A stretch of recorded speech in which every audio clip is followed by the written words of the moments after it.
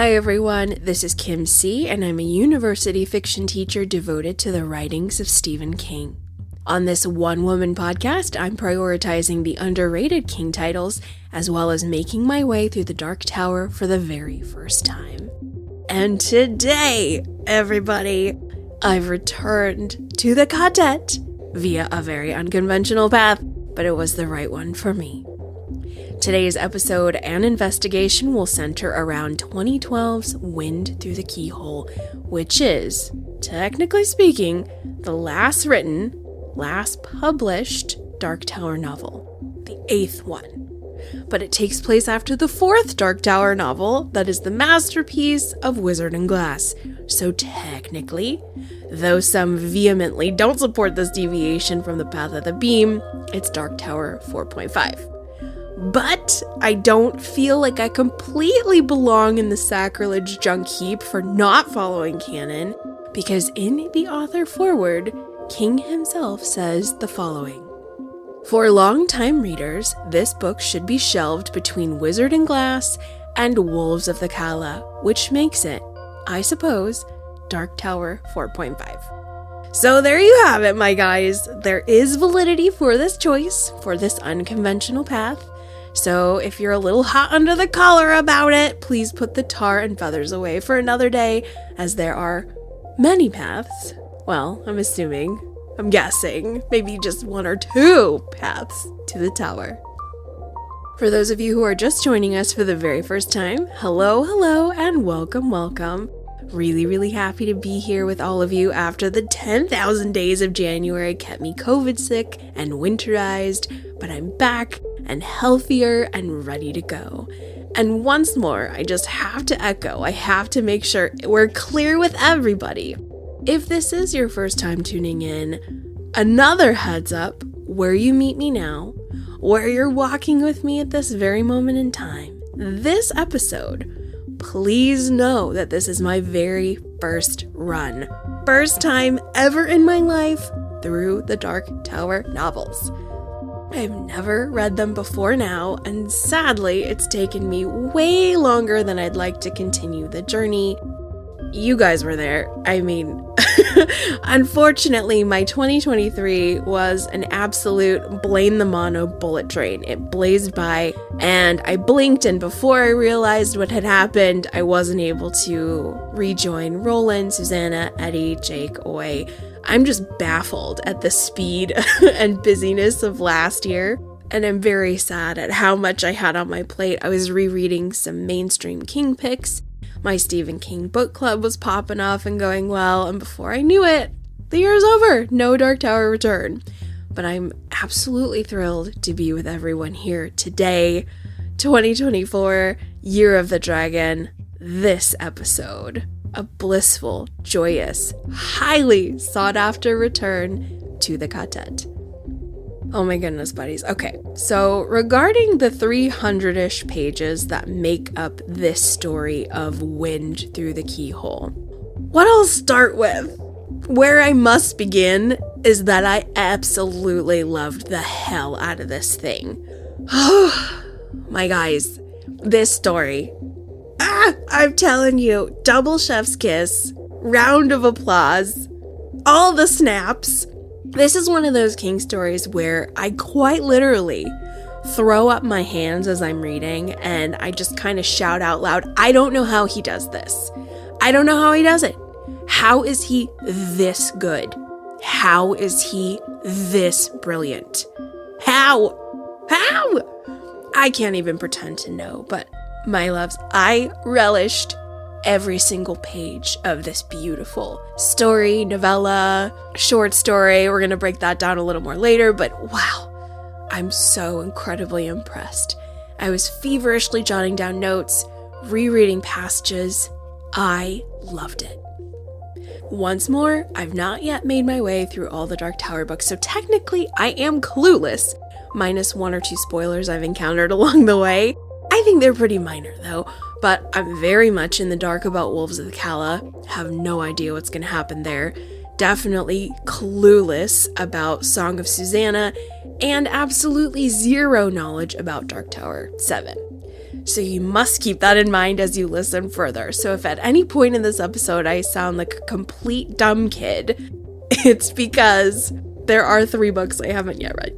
But once more, I am proud to have taken the punk rock path less traveled and chosen Wind Through the Keyhole as my return to the Ka-tet because I loved, and was forever changed by Wizard and Glass. So I scooped up Wind Through the Keyhole to stay in that zone a little longer, and I'm so glad I did because it was everything I needed as a perfect palate cleanse to rejoin Midworld. Oh, my friends, I'm just shaking my head here in utter disbelief at the beauty, at the sheer amazement. This book is everything. It is so rich and beautiful and delightfully dense, like an everything bagel sandwich from your favorite bodega. We've got one from many, our Ka-tet. We've got young Roland, gunslinger action, detective on the prowl with a really precious young sidekick. And then let's add some dark fairy tale whimsy, mystery forest, and the best part, some fireside palaver with one of my favorite king villains of all time. It is such a winner, dear ones. I am a huge fan. This one is so cool. Looking into some of the backstory of this title, it looks like when King was promoting 2009's Under the Dome, Wind Through the Keyhole was being constructed, and King, in interviews, was looking to concoct some sort of, quote, modern fairy tale collection. Which is interesting to observe given what 2022 produced with the novel fairy tale, but it can definitely be observed that Wind Through the Keyhole was/is very much dabbling in that. It also appears that we have a little bit of intriguing novel, novella, short story stuff going on as well, like we have in 1999's Hearts and Atlantis. More on that and narrative structure a little later. In researching this 2012 title, one of my favorite quotes is from a journalist who called it a, quote, triptych of novellas nesting inside one another. And that's exactly what we've got. A story within a story within a story, like many Matryoshka dolls, many rings on an ironwood tree. So special, dear ones, so special. I am, of course, unsure stylistically if the other Dark Tower novels have such rich structure. We all know what a wild ride the Gunslinger is. Wow, that hodgepodge quilt. And then, gosh, Drawing of the Three is just a roller coaster ride. And if I'm correct, I feel the Wastelands was pretty linear. I don't remember many time jumpy stuff in that. However, I might be remembering it incorrectly. If there was some structural cool stuff with that one, might have to revisit. But I know eventually, as I continue my journey, I'll find out soon enough on the other novel structures, but I'm here today to celebrate this one. I can't wait to break this one down with all of you. For today's episode, we're going to hit this story with our traditional literary analytical formula and explore the strengths of this title, what's exceptional, cool, brilliant, what's working well, and then we're going to look at the characters on our platform of heroes, villains, honorable mentions, problem children, although those ones, problem children, are pretty rare and they are reserved for characters I can't hate, I can't love, and I'm just kind of stuck on. But it is the Dark Tower universe, it's Midworld, so I'm keeping problem children plugged in just in case. I'm also toying around with the idea of a power player as a new category, which is basically a little stronger than an honorable mention, but we'll see. It might be dead on arrival here, but after we take a look at characters, of which there are many sparkling diamonds to discuss, we'll transition to criticism and questions and round it out with positivity before we bid this title farewell. That is the formula for this episode, and I hope you're as excited as I am. Before we get going, let's break down Wind Through the Keyhole with a little synopsis, if it's been a while. Shortly after the Emerald Palace in Wizard and Glass, the Ka-tet find themselves waiting out a storm, a stark blast so vicious and dangerous that hunkering down in shelter is the only option. Around the fire, Roland takes Eddie, Susanna, Jake, and Oi back in time to a memory of when he had freshly returned from Magus, only to be quickly sent away by his father to Debaria in order to help catch a monster, a shapeshifter, a skin man, terrorizing the town in blood and destruction. While in Debaria, Roland meets a young boy named Bill Streeter who was a witness to the skin man's horror.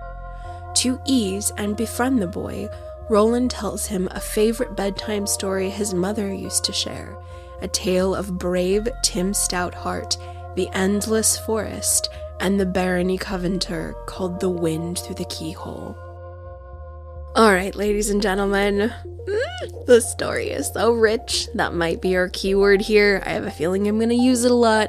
I'll definitely try my best not to, but this is so wonderful.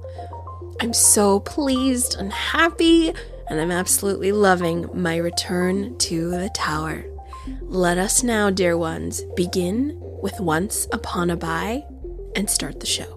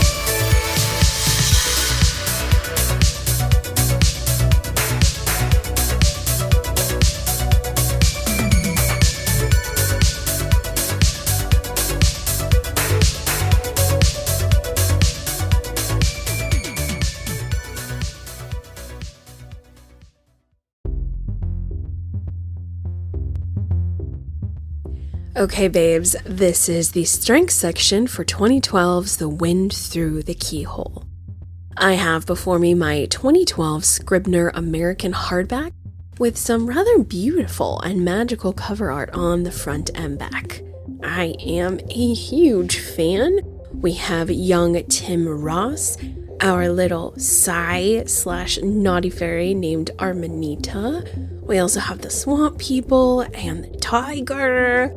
Guys, this is so pretty. It's really, really special. I love my copy. The first category in our strength section I really want to bring to your attention is narrative, voice, and style. These are literary elements I work with all the time in my classrooms. They are something I go over pretty much every single week when we're looking at assigned readings because they are very, very important to nail down. And then when you see them in the wild, they're pretty exceptional. And in this story, King really provides some beautiful examples of those two elements. As you all know, we've got 3 stories connected to each other by memory and weather events. Every single story within The Wind Through the Keyhole, including Wind Through the Keyhole, is tied together by rather dramatic weather events, and Roland is also at their root. We have a Roland connection in 3 stages. He's an adult, of course, with the Ka-tet and the Stark Blast, which is the first 30 pages of this story, and the last, it's gotta be less than 10 pages of our story when the Storm's Over segment. Then we also have Roland's youth and his time in our Skin Man portion when he's in Debaria. And then the last Roland connection is, of course, his childhood. The fairy tale or bedtime story called Wind Through the Keyhole was told to Roland by his mother, and there's a lot of maternal preciousness in this story, which I'm really happy about. It's very nuanced and small, but technically speaking, in our last installment, Dark Tower 4, things did not go well for Roland and his mom, so more on that later. But what's super impressive to me is how King changes narrative styles with each story, especially in our section of The Skin Man. I have 2 examples ready to go to illustrate this point for everybody. Ooh, I'm super excited. So in this first example, younger Roland is in DeBaria talking to the townsfolk and the Sheriff Hugh Peavy about what's been going on, and it's all bad stuff. And I want you guys to listen to the syntax and diction and how King colors this world and time with the arrangement of his description. It's insane. Okay, let's go for it. This example starts on page 66 in the American hardcover. When I asked Peavy if there was a good hotel or boarding house in DeBaria, he chuckled. The last boarding house was the Widow Brayley's. 2 years ago, a drunk saddle tramp tried to rape her in her own outhouse as she sat at business, but she was always a trig one. She'd see the look in his eye and went in there with a knife under her apron. Cut his throat for him, she did. Stringy Bodine, who used to be our justice man before he decided to try his luck at raising horses in the Crescent, declared her not guilty by reason of self-defense in about 5 minutes, but the lady decided she'd had enough at DeBaria and trained back to Gilead, where she yet bides, I've no doubt. 2 days after she left, some drunken buffoon burned the place to the ground. The hotel still stands. It's called the Delightful View. The view ain't delightful, young fellows, and the beds is full of bugs as big as toads' eyeballs. I wouldn't sleep in one without putting on a full suit of Arthur Eld's armor. And so we ended up spending our first night in DeBaria in the large, drunk and disorderly cell beneath Peavy's chalked map. Salty Sam had been set free, and we had the jail to ourselves. Outside, a strong wind had begun to blow off the alkali flats to the west of town. The moaning sound it made around the eaves caused me to think again of the story my mother used to tell me when I was just a sma toot myself. The story of Tim Stoutheart and the stark blast Tim had to face in the great woods north of New Canaan. Thinking of the boy alone in those woods has always chilled my heart, just as Tim's bravery has always warmed it. The stories we hear in childhood are the ones we remember all our lives. Oh, so cool. So cool! Oh man, this example, it's sing-songy. There's a ton of colloquialism in there. Okay, before I get ahead of myself, this is our next example, which is a little bit later in the story when we are dead center inside the bedtime story that is The Wind Through the Keyhole. Now, everybody, listen to King's diction, arrangement, notice the differences, see what you can hear. This next example is on page 115. That was a rich, full earthen tree, even Nell knew it, although the ripe land was bitter in her eye. The following year, she and Tim might be following the crops with burlap rucksacks on their backs, farther and farther from the endless forest, and that made summer's beauty hard to look at. The forest was a terrible place, and it had taken her man, but it was the only place she had ever known. At night, when the wind blew from the north, it stole to her bed through her open window like a lover, bringing its own special smell, one both bitter and sweet, like blood and strawberries. Sometimes, when she slept, she dreamed of its deep tilts and secret corridors, and of sunshine so diffuse that it glowed like old green brass. The smell of the forest when the wind's out of the north brings visions, the old folken said.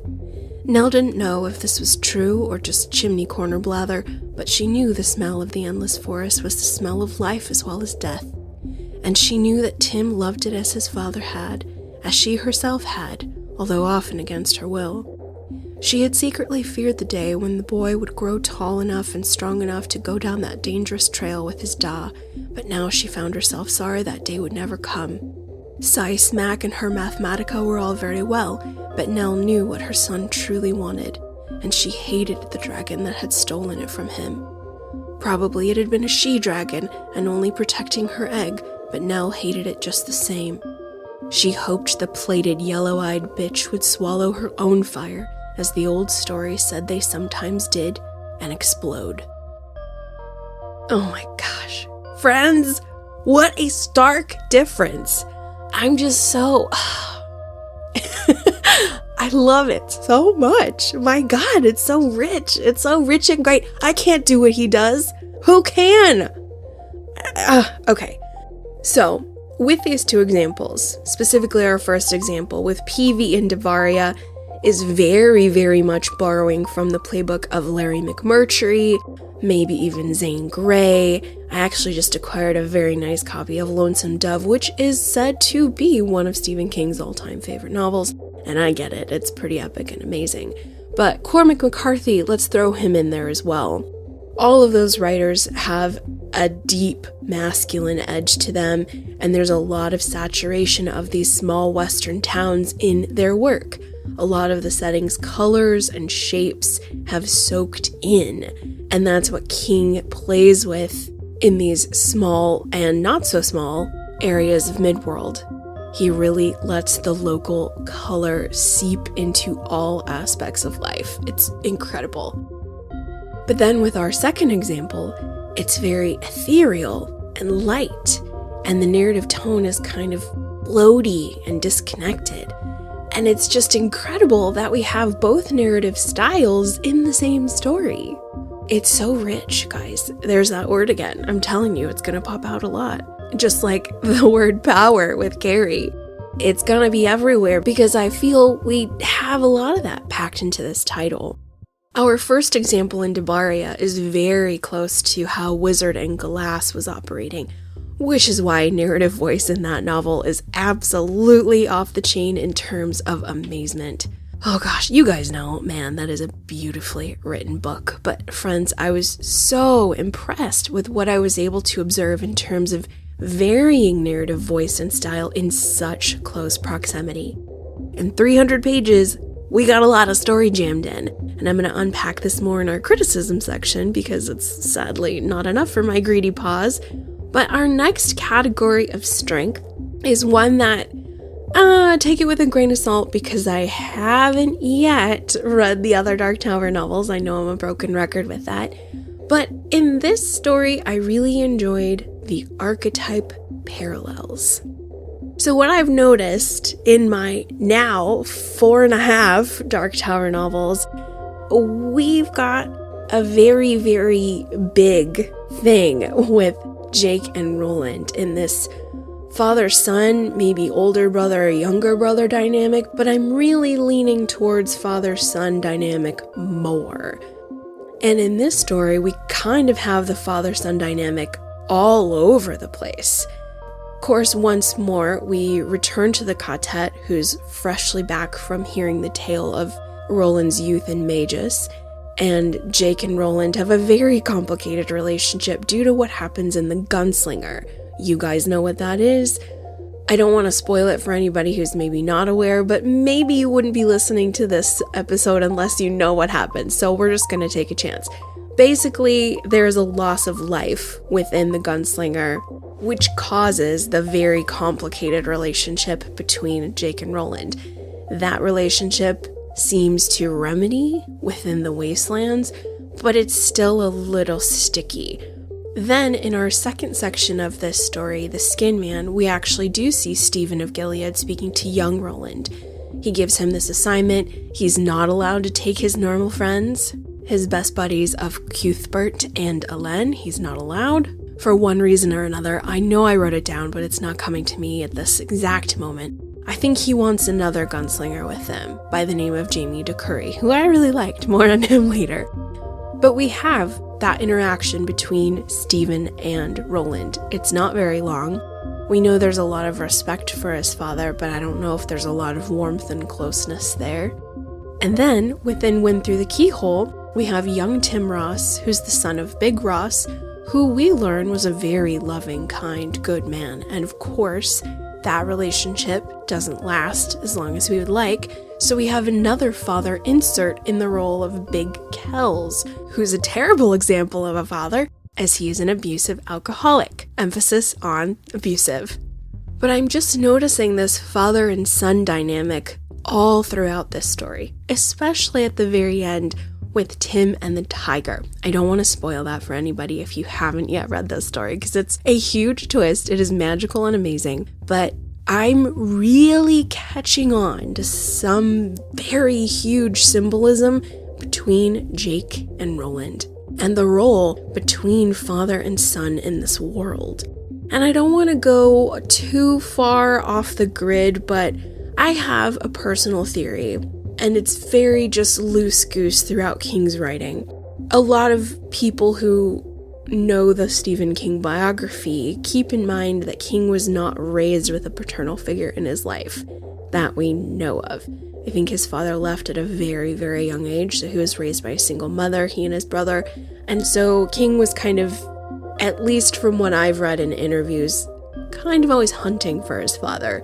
And the only connection, one of the only connections, definitely don't quote me on this if I'm dead wrong, but from some of my past research, King's relationship to his father came in a box of penny dreadfuls. These spooky, scary stories were a connection to his father. He knew his father read these particular stories. That was extremely encouraging to King. There was a little bit of a bridge there. Writing a scary story is a connection to my father, so to speak. I'm not going to go too off the path with that because it's just pure speculation. I'm just hypothesizing. This is very much an educated guess, but I do believe when we've got father-son dynamics in King's work, yeah, there's a lot of reality attached to that. But I really like this fractured father-son dynamic that we see in multiple locations in this story. We don't have a lot of time with Roland and Jake, but there's a lot of unspoken stuff there that I know will probably bubble up more in our next novel, which is Wolves of the Calla. I'm assuming, I hope. But these additional examples of literal Stephen and Roland, as well as Tim Ross and Big Kells, it got me thinking about it. I think it's there. It's there if you're looking. And my eyes were very wide open. We have great characters in this story, but the character parallels, these archetype parallels of the father figure and the very impressionable youth, the son looking up to this paternal figure with a lot of respect, but also fear, a lot of confusion, a lot of pressure. It's really good stuff. It does bubble up to the surface in this story, and I liked it a lot. Okay, lovies, our last category out of our 3 is narrative structure, which I know I touched on a little bit in the introduction, but I did want to elaborate to a greater degree in this area. Okay, I do want you guys to all think about the insanely good 1999 King title that is Hearts in Atlantis, where we have a novella followed by some adjacent short stories. It's a very strange hodgepodge of a King title, but we've got some great stuff in there. We do have, I think, the same kind of structure present here, but even more advanced.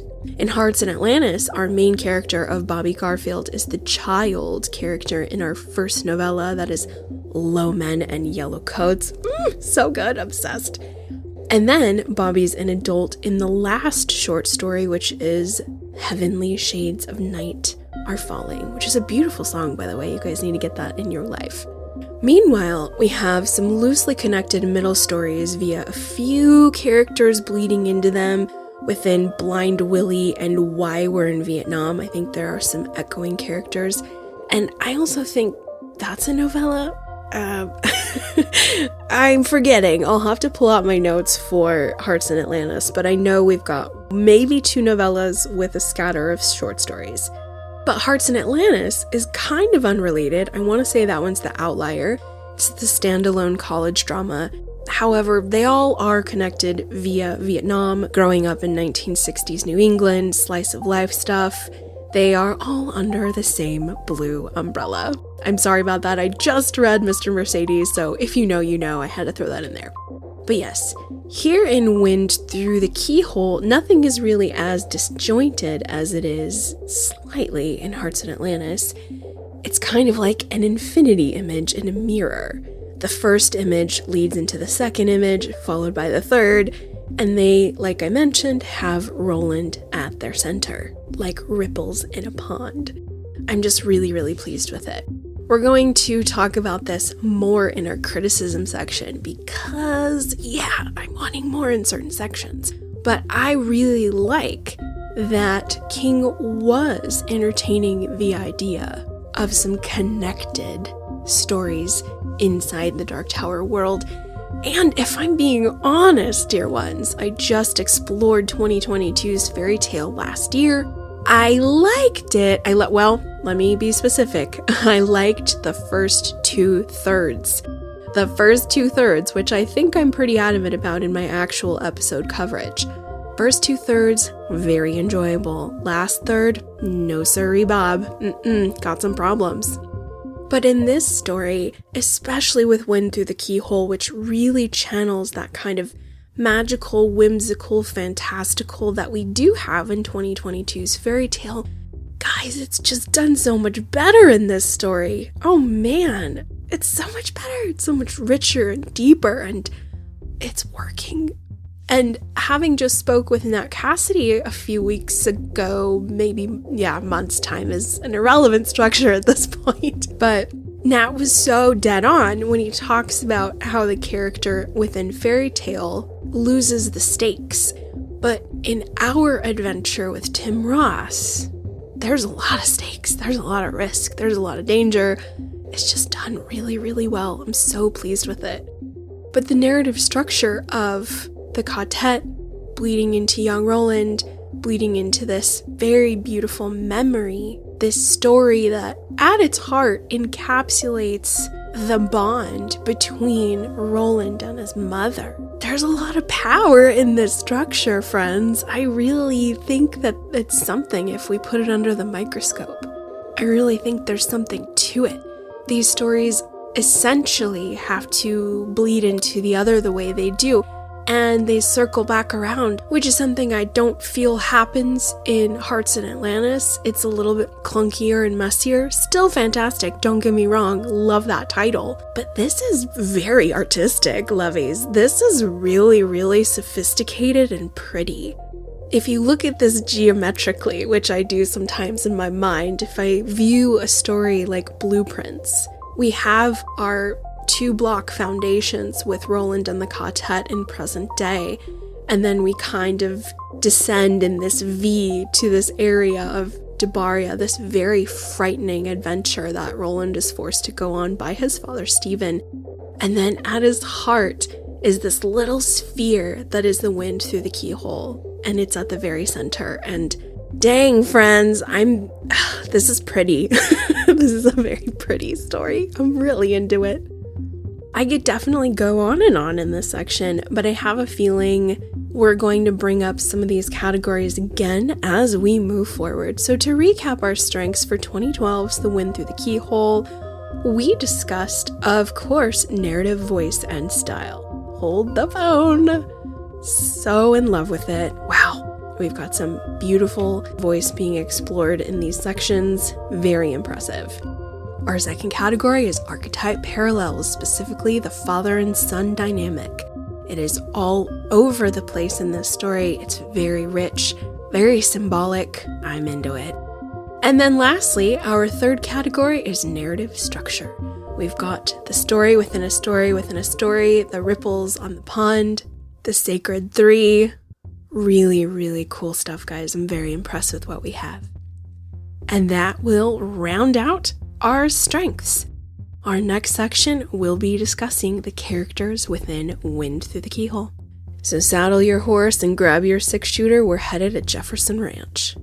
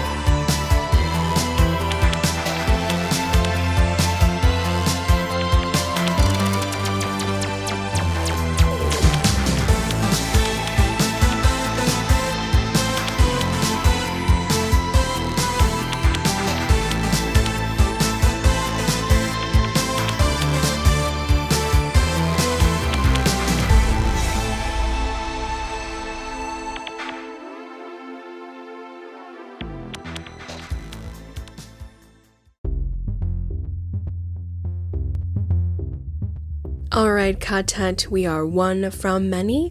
Let us now explore the characters found within 2012's Wind Through the Keyhole.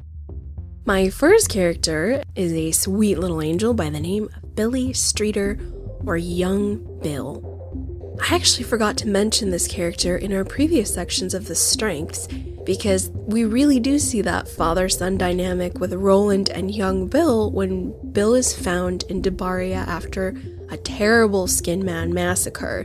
He is one of the lone survivors who witnessed some key moments of the Skin Man that definitely assists with the investigation later on in the story.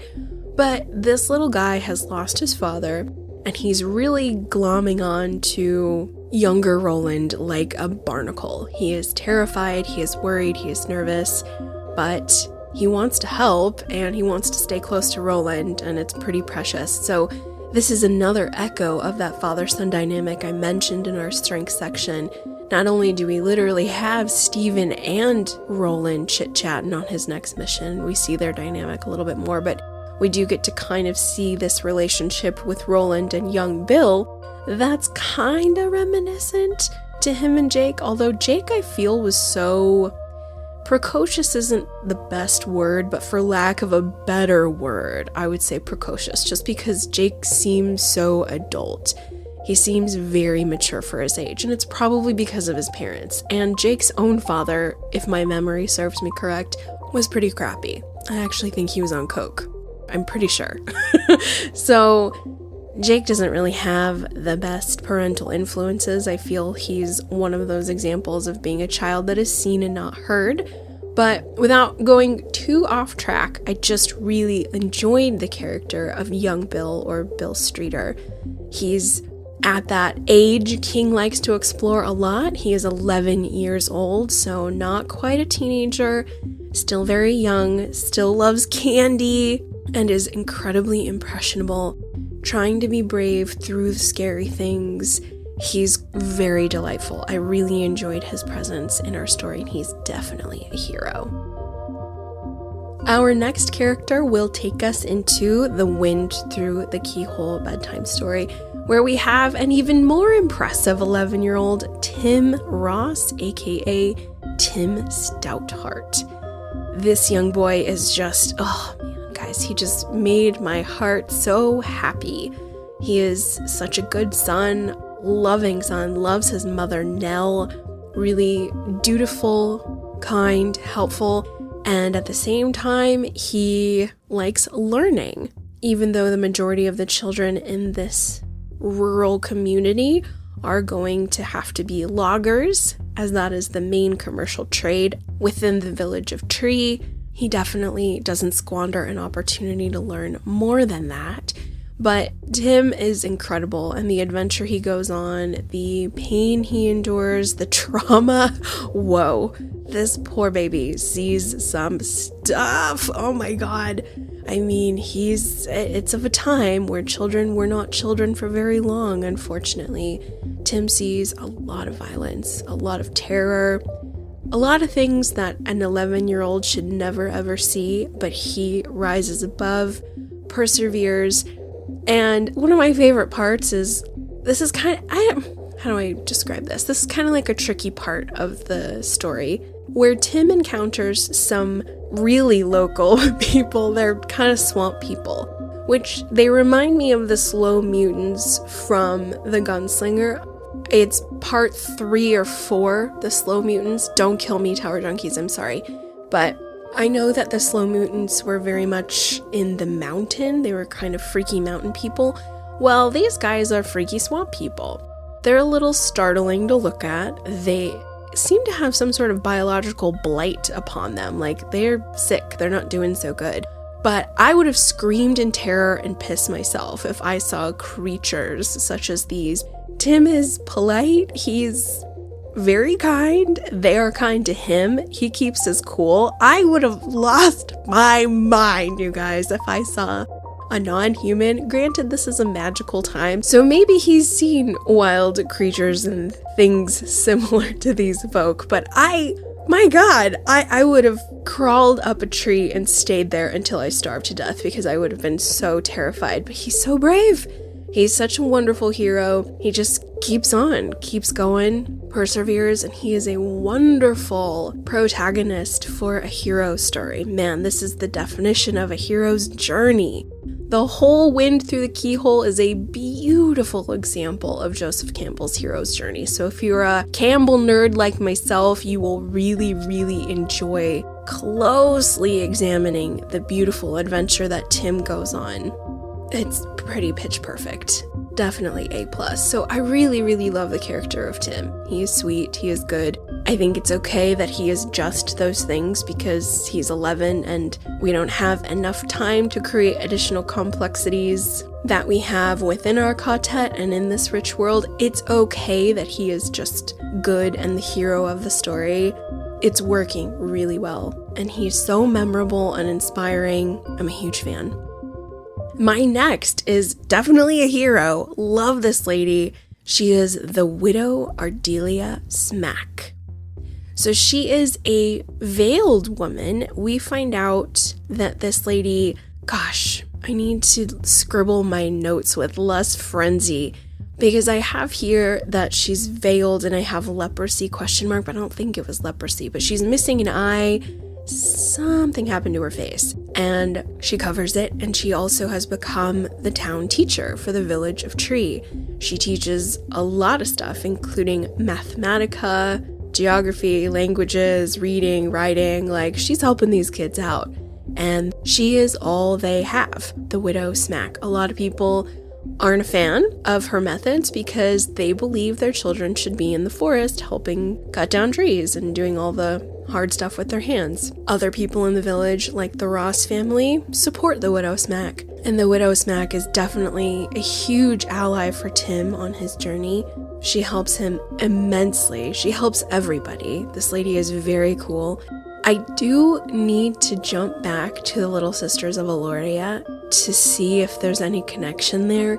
I'm really feeling my Dark Tower nerdery start to increase, guys. I want to find connections in everything. I think that's a sign it's working, right? It's gotta be. So I really want to jump back to Little Sisters to see. I don't think it's related. Her face was very damaged, but I don't know. People in cities like Lud, gosh, people aren't well. The world has moved on. We've got radiation. We've got disease rampant. Not good. So it actually might be connected if she was a veiled sister. I don't know, but all the females are incredibly intriguing in this story. I'm telling you, I'm so into them. But the Widow Ardelia Smack is so great. I love her character. Every time she's in the scene, I am cheering. I want to know more. She is very layered with what she has been exposed to on her family. King kind of highlights this a little bit when she assists Tim before he needs to head into the deep dark forest on his journey. She's like, oh yeah, buddy, I've seen some things. She knows about Martin Broadcloak. She knows. She has lived and seen some stuff. So I really, really enjoy that. I really do love an older mid-world character. It makes me so, so happy. The Widow Ardelia Smack, absolute 10 out of 10. Next, we have a villain who I didn't even want to mention, but we have to. I think he's a huge catalyst for the hero's journey, and that is Big Kells, who was the former best friend to Tim's father, Big Ross.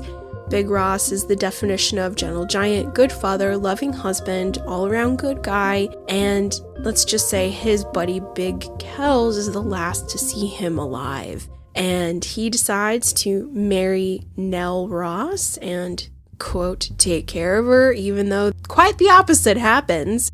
We don't really get any of that, unfortunately. This is a very terrible character. Malicious, devious, conniving, but King does a beautiful job of creating those layers. Apparently at one time he was married for 6 years to a woman who did die in childbirth, and he turned his life around. He used to be a fall-down drunk, but this lady was able to keep him out of the bars for a little while until she died, so he's seen some pain, he's kind of endured some hardship, and King creates this catalyst-like moment of him marrying Nell Ross, and it's very heads or tails. The reader doesn't yet know. We hope he's going to be nice, because we don't really have evidence otherwise, but sadly, our coin toss fails, and I appreciate for the small time that he's on screen, he packs a lot of power. He packs a lot of fright. This guy is very frightening for me. I also am very susceptible to certain kinds of horror within King, and it's the real life horror that shakes me up the most. So any kind of abuse, really, I'm not a fan. For example, in It, as you guys know, there's a scene with Bev's husband and her best friend, Kay. I hate that scene so much. That really wrecks me. Yeah, the clown is really terrifying and we've got some freaky stuff with Pennywise. No. Stupid Tom Rogan. When Tom attacks her best friend and almost beats her to death, guys, I don't do well with that kind of stuff. It's just not my favorite. And it impacts me a little bit harder than the average bear. So when we have scenes featuring a great deal of physical abuse, I mean, you guys know King doesn't pull his punches when he's describing things. Ergo, I mentioned Big Kells. I put him in our villain category. I want to talk about him because I do feel, for the most part, this guy had some good data. This guy was complex enough to where he's not exactly irredeemable for me. I don't know, he's like 80-20. 80% irredeemable, want him dead ASAP, but then there is 20%, and that's what we need. That's what we need in a complex villain. We need that ratio. It can't be 100%. We need a little bit of something to draw us over to the other side. King did that really, really well with the character of Big Kells. So that's why we're talking about him today. I have maybe one more character, maybe two. We'll do two because my last character will lead us into our last section quite nicely, I think. Okay, boys and girls, this last guy needs no introduction. But let me tell you, when I found out he was gonna be in here, when I was reading, and this guy atop his black horse with his black cloak gallops into the scene, I cheer. I shouldn't, but I do. You guys know who I'm talking about, but in this iteration, he is the Barony Covenanter, or the Covenant Man, also known as Martin Broadcloak, Walter, the Man in Black, Richard Faraday, and Randall Flagg. Flaggy Flag! You guys know! Oh man, I'm a fan, guys. I really am. I'm getting into this guy. I don't know. I like him. He's fun. I love his ever-changing iterations. He's such a good time. So he's especially cool in this story as the Barony Covenanter, who is the tax man to the village of Tree. These poor people chop down ironwood trees, which are very, very durable, and they are used in all kinds of commercial goods. The wood is extremely resilient, and I think it has something to do with dragon toughness or some such.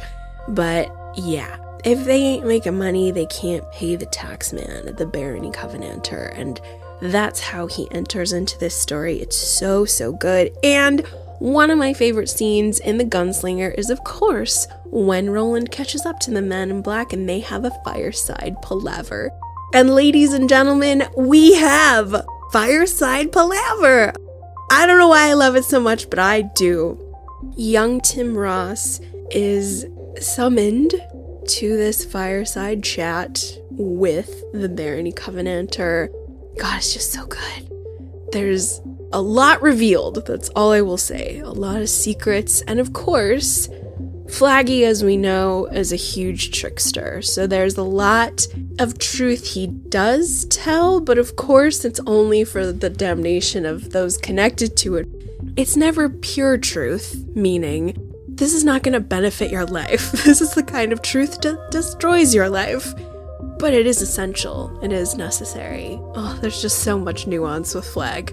I never, ever, ever want to speak good of him because there's nothing to say. He is an epic evil. He's terrible. All he wants to do is seek and devour and destroy everybody for his own selfish gain. But Because I know that deep down inside. I know this guy. Therefore, I feel he doesn't frighten me. I just enjoy talking about his antics. So much about his incarnation as the Barony Covenanter. We've got some really cool props that he shares with Tim. There's just really cool props in this story in general. We've got coins and this divination bowl and an axe. We, of course, have a pistol. We've got some really magical items in here that send my heart swooning, but man, I love Flag so much, loving him more and more as I continue my king journey. He's just a ton of fun for me. I think that's what it is. When Flag's on screen, I'm like, what are you up to now, buddy? Who are you trying to destroy now? You trickster, you rat. But he's so educated in the dark arts, to borrow from Harry Potter. The thing I'm most curious about, y'all, and I have been probably since before I started reading The Dark Tower, is of course the Crimson King. And apparently I'm not even supposed to know he exists, although there is mention of the Red King in this story. A certain individual tells Tim Ross, oh yeah, the Red King. So I know he's coming. I'm into him. I'm already into him. He's definitely like the Sauron for me from Lord of the Rings. So very curious about these authoritative power figures inside of Midworld. And Flag is a powerful individual. In theory, I don't know everything there is to know about Flag, so I could be wrong, but all I know is right now, in Dark Tower 4.5, I'm enjoying myself, and I really like it when Flag comes on the scene. He's just so tricky! He's just stirring the pot, always causing trouble, total menace. I'm so into it. He is the Man in Black, Martin Broadcloak, Walter, which I probably need to check on that because it's been a hot minute since I read Gunslinger, and I only read it once because, you guys know, it's not my favorite. It's not anybody's favorite. I mean, well, I take that back. It's actually several people's favorites, which I will never yuck anybody's yum. So I'll just leave that there. But, yeah, it's not my favorite. So I forget the Walter Martin Broadcloak connection. I just know it's all the same guy, which is very, very helpful. My ultimate last character, I find myself getting a little rambly because I'm having a ton of fun, and I hope you all are as well. Jamie DeCurry. Okay, guys, so he's a gunslinger from Gilead, assuming, and he gets shackled to Roland on this mission. He's an honorable mention, and the reason why that is because we don't really know a lot about him. And I'm going to leave that there because we're going to head into our next section where we'll talk about criticism and questions. And Mr. DeCurry is a part of that. So we did mention him in our character section, but let's head on over into our criticism and question section, and that will round out this episode. All right, dear ones, into the endless forest we go. I'll see you in the next section.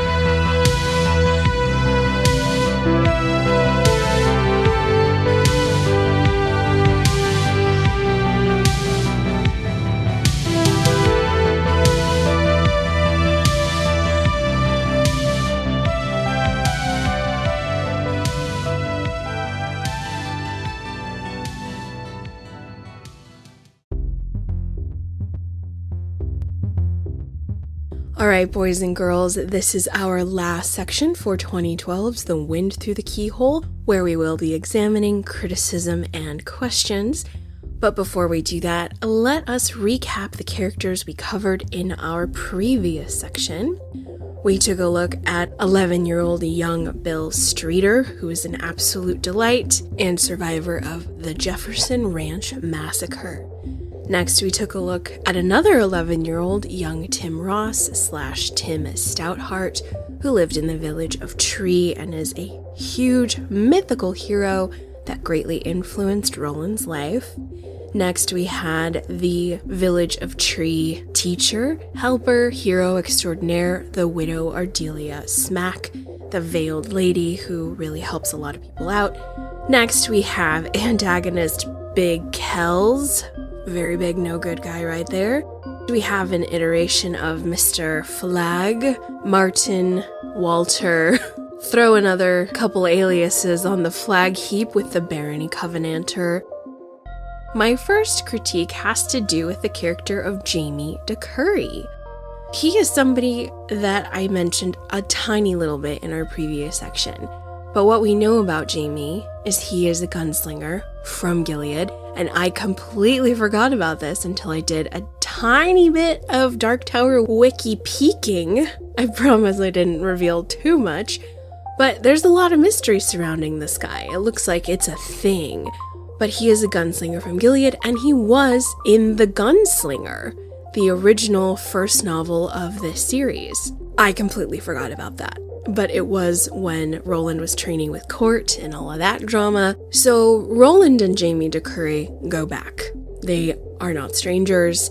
They've hung out a while, and what's nice is when Jamie and Roland get to Debaria, there seems to be a kind of trust there where Roland doesn't seem very preoccupied about Jamie being a huge nuisance. What we know about Jamie is that he is young and he hasn't yet known a lady. That is remedied by the end. But that he also has a red hand, a literal red hand. And the text is somewhat ambiguous about this and says it looks as though it's been dipped in blood, which is very dramatic, but it turns out to be a birthmark, which is rather intriguing. Makes me really want to know about his parental lineage. I know birthmarks aren't really connected to anything, but it's Midworld. I mean, everything could potentially be connected to something. So he has a red hand, that's kind of his defining marker. Seems to be a good gunslinger, seems to be a good friend to Roland. There seems to be some established trust there. But guys, we do not have a lot of content on Mr. Jamie DeCurry, and I'm so sad about it. I mean, I want to know about this gunslinger because in our last Dark Tower novel, which was Wizard and Glass, I feel I got a really good backstory, for the most part, with Cuthbert and Elen. I loved those guys. They are great, and I got to know a lot about them, and I really enjoyed learning about their lives via dialogue with Roland, and how one or two of them had to get in some very heated moments because Roland was making some selfish decisions that were impacting the group. Bummer that we don't have the same kind of robust content with Jamie DeCurry that we had with Cuthbert and Elen in Wizard and Glass. I understand Wizard and Glass is a much longer story. This is definitely more concise, but still, we got a few sprinkles in the gunslinger. A couple sprinkles here, not enough sprinkles, King. This is a very cool character, this gunslinger. I'd like to know more about him. Speaking of wanting more, I want to say that is the foundation for the bulk of my criticism. We have 300 pages. I think my edition is 303 pages. And we really get a lot of story packed into those 300 pages, of which I am immensely grateful. But I did want more from some other characters, Jamie being one of them, and also the little literal green fairy / Psy named Armanita. Oh my gosh, guys. Shortly towards the end of Jamie's journey within the wind through the keyhole, he is met by this little green fairy, and she is a lady of nature. She's very naked, bathed in this green glowing light, and she ends up being very naughty and in cahoots with the Covenant Man, which I gotta know more about that, friends, because that very much reminds me of Tinkerbell and Captain Hook, which If you're a fan of J.M. Barrie, he kind of explores that a little bit because pixies can be rather dangerous and rather naughty, especially in Peter Pan. Tinkerbell's very pleasant to Peter Pan, but Wendy, oh my god, she hated her so much. She was consistently plotting her bodily harm. She would sabotage and vandalize her stuff. She is mean. She was so mean to Wendy. Ghastly. So it definitely tracks that we have a bad fairy. But then in pop culture, if you've ever played The Legend of Zelda, we have our young protagonist Link with a very good, nice fairy named Navi or Navi, and she's great and helpful. So we do have evidence of happy, helpful pixies. Armanita, she ain't one. She is working for the Men in Black, and I would love, I know it's probably my inner 8-year-old coming out wanting to know about fairies, but I'm sorry, that sounds great. How did this little fairy get in collaboration and collusion with Randall Flagg? I gotta know about it. Did he conjure her? Is she a creation? Is she from a fairy community deep in the Endless Forest and he is holding them in bondage? Like, oh man, guys, we could have eternal fun with some Armanita Covenant Man fanfiction. That would be a delight. But she's only featured for a few pages. We quickly learn she is not helpful and purposely there to screw up Tim's journey, to make things hard for him, to basically put him in danger. She is not good, but oh dang, I wanted 100 more pages of Armanita the Psy. And on the other hand, we have Daria, who's the North Central Positronics little Garmin girl. We do have a little GPS device that has a female voice named Daria, who is of great assistance to Tim, especially toward the end when he encounters the tiger. She hasn't talked to anybody in a long time. It seems she is sentient and really likes Tim and was grateful for his kindness. So that was another can of wonderful that King swiftly put the lid on. I was upset about that. Come on! Oh, the charm, the magic. It ended far too soon for me. I really wish he would have drawn that out just a little bit more. Or what would have really blew my mind is if Daria could have popped up in Debaria somehow. Oh my god. Make it more magical for me, Steve. Just do not stop the thrills. But overall, it looks like I'm kind of beating a dead horse here, guys. I just wanted more. We have 300 pages split into these really elaborate chunks, but I was hungry for more. My second critique is revolving around that exact idea.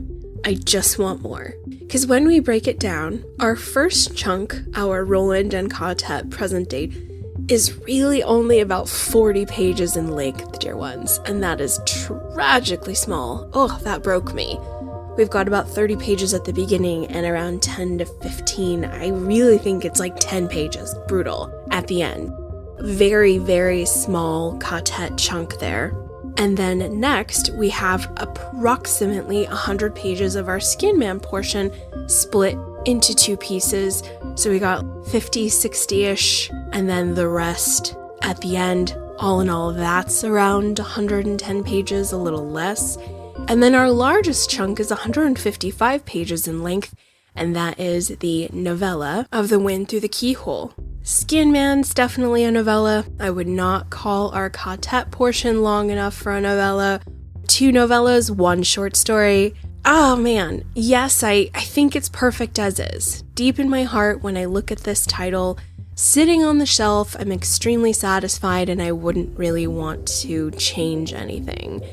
But the greed in me just really wanted more content. The Wind Through the Keyhole portion is our lengthiest, and I kind of wish it was the Skin Man. Kind of. I also wish our Ka-tet portion was extended, my god, because I know I've talked about this with many friends thus far, and even though I don't know what's going to happen to the Ka-tet, I'm preparing myself for great trauma and devastation and loss. Because I kind of had this awakening during Wizard and Glass that Roland is so dead set on the tower, he won't care who dies. I just knew that in my soul. And that was a very sobering, painful reality that it took me over a year to come to terms with. Therefore, I'm expecting a catastrophic loss of the Ka-tet. With that in mind, I'm trying not to ruin anything for myself, and I'm hoping for the best, but preparing for the worst here. I'm assuming that seeing the Ka-tet for the brief amount of time that we do, yeah, I guess it kind of leaves it open. That maybe I'm being a little overdramatic and it's not going to be that bad. Maybe it's going to be okay. Or rather, I'll be curious to read this again after I'm done with the Dark Tower to observe, okay, why did he decide to show what he showed, given the events of how everything plays out? Anyway, I'm getting off track, definitely spiraling here. Back to criticism. I guess in a roundabout way, it's complicated. Technically speaking, I don't want to change this title at all. And on the other hand, I would definitely add more time in DeCurry. Even though I do think it's working well, I'd like a little bit more time with young Bill. I enjoyed it. It's a really cool investigation. Definitely tapping into that crime king zone that the later 2000s starts to reveal. Really enjoying that. There was a time in Tim's journey toward the end where I thought maybe we could tighten it up. Maybe we could edit out certain parts. As much as it kills me to say it, did we really need the Daria parts? Probably not. So therefore, I struggled with that. I thought, well, maybe we could just chop that part. He doesn't necessarily need to pick up the North Central Positronics Garmin GPS thing. So I thought maybe we could chop that, and then I reconsidered and said, no, don't chop anything. It's perfect as is. And it is. I really, really am incredibly pleased with it. In a roundabout way, to put it succinctly, I want more Jamie DeCurry, more Armanita, more Daria, more in all sections. I just want more story. But my one question is definitely gonna take more time in the Tower books, I'm assuming. However, maybe if a couple of you could delicately help, I would greatly appreciate it. So here's my question. The Wind Through the Keyhole sounds like a very old story, and I guess I'm wondering how old. I would like a little bit of timeline stuff here. I know that we're not given exact times and dates other than the world has moved on, but we've got mention of things like New Canaan, and I'm kind of going based on Roland's age. Present day, I'm assuming he's late 30s, early 40s. And in DeCurry, he's probably, well, no, because he just got back from Magus, so he's still very young. 15? 16? Maybe even 14? I might be fudging his age a little bit, so he's still very much a teenager. So I guess I'm kind of wondering, when were the events of the Wind Through the Keyhole? When are we? What's going on in Midworld?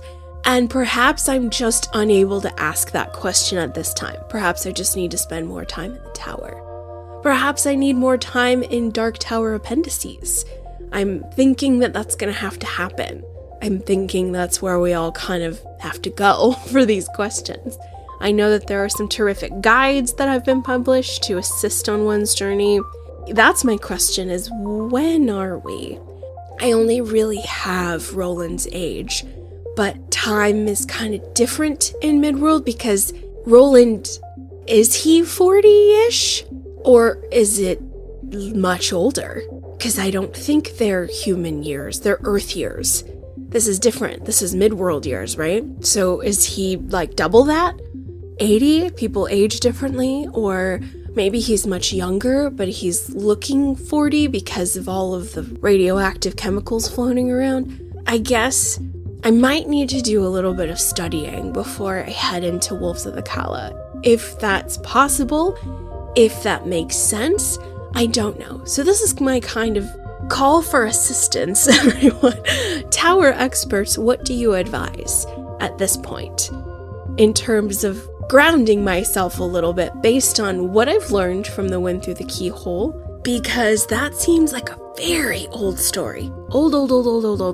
Therefore, how many light years or decades or centuries have passed by the time that story gets to Roland. I'm spinning out a bit, everybody, so I would really, really like a bit of assistance with that. That would really help. If it's even able to be dispersed or learned, or I'm just gonna have to keep on walking and head straight into Wolves of the Calla, which I'm prepared for. I can do that. So if that's the ultimate advice, I will heed it and I will go forward. A little assistance, DT fans, I would greatly appreciate that. All in all, guys, I hope I was able to explain in some detail just how much I really enjoyed this story collection. 2 novellas, 1 short story, a lot of magic, mystery, wonderment. I was thoroughly entertained and very moved. I loved this so much. I am very eager to continue my journey onto Wolves of the Calla, but I am interrupted by my Stephen King book club just a tiny bit. Our next title is going to be exploring, fudge. I want to say it's 2015, I think. I could be dead wrong, I could mess up my dates. It's Mr. Mercedes, everybody. 2024, the Stephen King book club is exploring the road to Holly Gibney, so we're starting at the very beginning. I read Mr. Mercedes shortly after it came out, rented it from the library, sat on my couch, dove in, liked it, reading it again. Currently, this is the 2nd time. Interesting. So I'm very eager to bring you a fresher perspective on my thoughts regarding Mr. Mercedes. After Mr. Mercedes, we'll see if we can go straight into Wolves of the Calla, because I really don't want to have too much delay between Dark Tower books this year, friends. I really, really want that. However, as you know, it gets a little bumpy over here.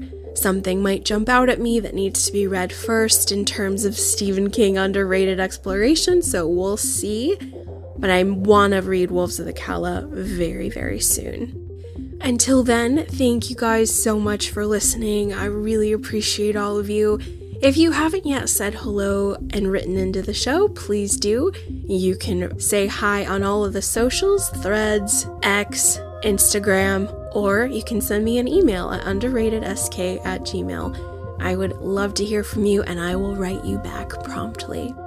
It would be super terrific if you could share this show with a Stephen King fan in your life, and I would really love it if you would rate, review, and subscribe. We are also on YouTube if you would like to subscribe to the show there and have us playing in the background if it's a dismal day at work. I would love to be a part of your workday. That's all I have for you. Thank you so much, everybody. I will be in touch once upon a bye. Take care. I'll talk to you soon. Bye-bye.